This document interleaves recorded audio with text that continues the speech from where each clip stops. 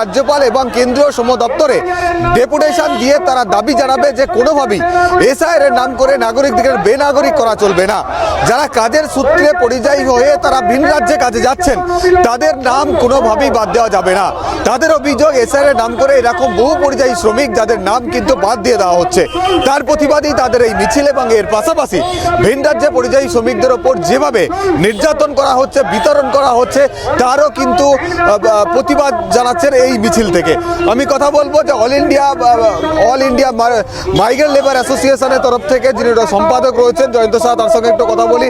মূলত আজকে আপনারা এসআইআর এর মাধ্যমে যেভাবে অনেক পরিযায়ী শ্রমিকদের নাম বাদ যাচ্ছে বলে যে তথ্য সামনে আসে তার প্রতিবাদের রাস্তায় এসছেন, পরিযায়ী শ্রমিকদের ওপর আর কি ধরনের মানে এসআইআর এর নাম বাদ যাওয়া ছাড়া আর কি ধরনের নির্যাতনকে সামনে রেখে আপনারা রাস্তায় নাম? এই বাংলাভাষী তকমা দিয়ে তাদেরকে বাংলাদেশি বলে লেবেল দাঁড়াচ্ছে, তার প্রতিবাদে আমাদের মিছিল।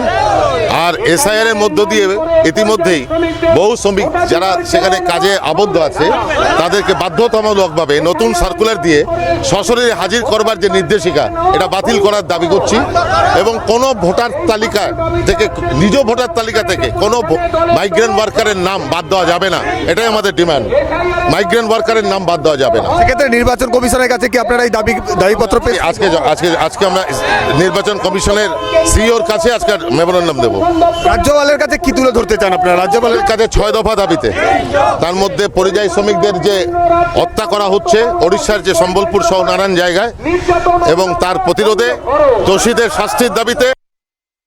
এদিকে ভারতীয় জনতা মজদুর সেলের মিছিল রাসবিহারী থেকে গড়িয়াহাট ক্রসিং পর্যন্ত মিছিল পশ্চিমবঙ্গের শ্রমিক শোষণ ও লুটতরাজের প্রতিবাদ।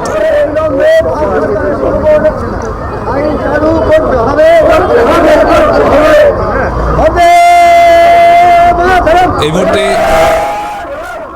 সরাসরি আমরা